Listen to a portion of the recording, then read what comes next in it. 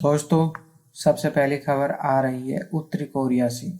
उत्तरी कोरिया के तानाशाह की हालत को लेकर पूरी दुनिया में अटकलों का बाजार गर्म है। कुछ सूत्रों के अनुसार तानाशाह किम जोंग को लेकर दो प्रकार की अफवाहें आ रही हैं। एक में मौत की अफवाह, दूसरे में उसे रिसोर्ट पर घूमता देखा गया है। दरअसल चीन के एक चैनल रिपोर्ट के मुताबिक किम जोंग की मौत हो चुकी है। दावा किया जा रहा है कि किम के हार्ट में स्टेंट डालने का ऑपरेशन गलत हुआ क्योंकि सर्जन के हाथ कांप रही थी।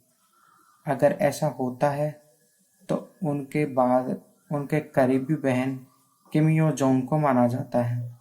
वह पार्टी में बड़े नेता के साथ किम जोंग की करीबी भी है।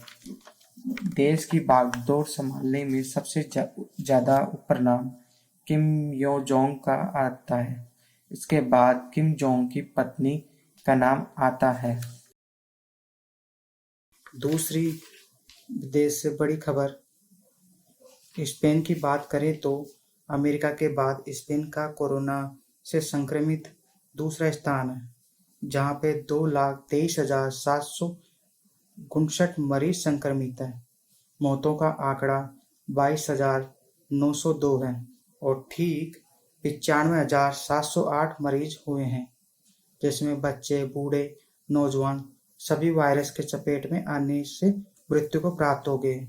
और वहीं पे स्पेन की एक एना नाम की सबसे ज्यादा उम्र बुजुर्ग महिला ने 107 साल की उम्र में कोरोना संक्रमण को मात दी है। इससे पहले 5 साल की उम्र में स्पेनिश फ्लू को हराया था।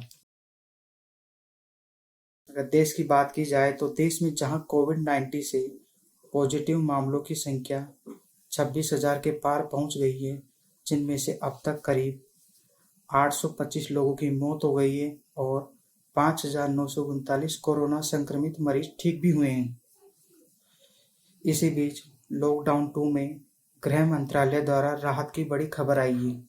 अभी तक जो क्षेत्र कंटेनमेंट जोन में नहीं आते थे, वहां पर गृह मंत्रालय के आदेश से जो आवश्यक सामान बेच रहे थे और उनको खोलने की अनुमति थी।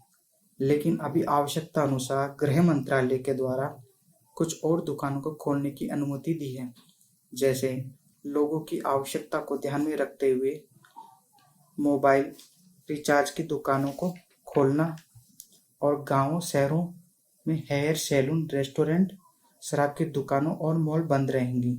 सिर्फ सामान बेचने वालों और आस पड़ोस की दुकानों को खोलने की छूट है। इसके बावजूद सोशल डिस्टेंसिंग को बनाए रखना होगा। हाल ही में प्रधानमंत्री नरेंद्र मोदी जी ने रविवार के मन की बात कार्यक्रम में कहा है कि पूरे देश की जनता कोरोना के खिलाफ एकजुट होकर लड़ाई लड़ रही है।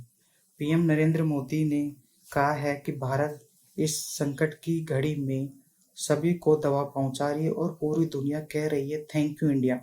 प्रधानमंत्री ने कहा है जिसमें जितना सामर्थ्य है वो अपने हिसाब से कोरोना से लड़ रहा है। जनता के साथ मिलकर शासन प्रशासन भी कोविड-19 को हराने में जुटा हुआ है। पुलिस जरूरतमंदों के घर तक खाना राशन पहुंचा रही है। लोग सफाई कर्मियों पर फूल बरसा रहे हैं और इस बात की भी चिंता कर रहे हैं कि देश में कोई भूखा ना रहे। हमारे किसान भाई बहन को ही देख लीजिए, वो इस महामारी के बीच अपने खेतों में दिन रात मेहनत कर रहे हैं ताकि किसी चीज की कोई कमी ना हो। जब देश एक टीम बन करके काम करता है तब क्या कुछ होता है, ये हम अनुभव कर रहे हैं। आज केंद्र सरकार ही, राज्य सरकार हो, इनका हर विभाग और संस्था राहत के लिए मिलजुल कर कार्य कर रहे हैं। कोविड-19 ने हमारी जीवन शैली में जगह बनाई है, हमारी चेतना और समझ जागृत हुई है। इससे मास्क पहनना और चेहरा ढकना है, इसलिए मास्क जरूर पहने और सार्वजनिक स्थानों पर थूकना यह गलत आदतों का हिस्सा है। अब समय है कि हमें यह आदतें छोड़ देनी चाहिए।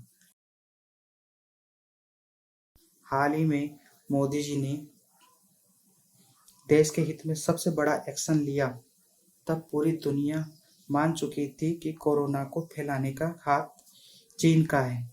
जिस समय भारतीय बाजार कोरोना की मार झेल रहे थे और चीन भारतीय बाजार को खरीदना चाहता था, न कि भारत बल्कि सभी देशों में अपना दबदबा बनाना चाहता था। लेकिन हमारे प्रधानमंत्री जी ने लॉकडाउन के बीच में कड़े नियम निकाल दिए, जिससे चीन की सरकार या कंपनी के कोई भी सरकार की आज्ञा के बिना भारतीय बाजार में ना ही खरीद सकेंगे ना ही निवेश कर सकेंगे, और ऐसा अन्य देशों ने भी किया। प्रधानमंत्री मोदी जी का यह जबरदस्त एक्शन चीन के खिलाफ रहा। चीन ने यह चाल पूरी दुनिया के साथ खेली, जिसके कारणों से कुछ कंपनियां चीन से अपना बाजार समेटकर अब भारतीय बाजार में अपना निवेश कर रही है।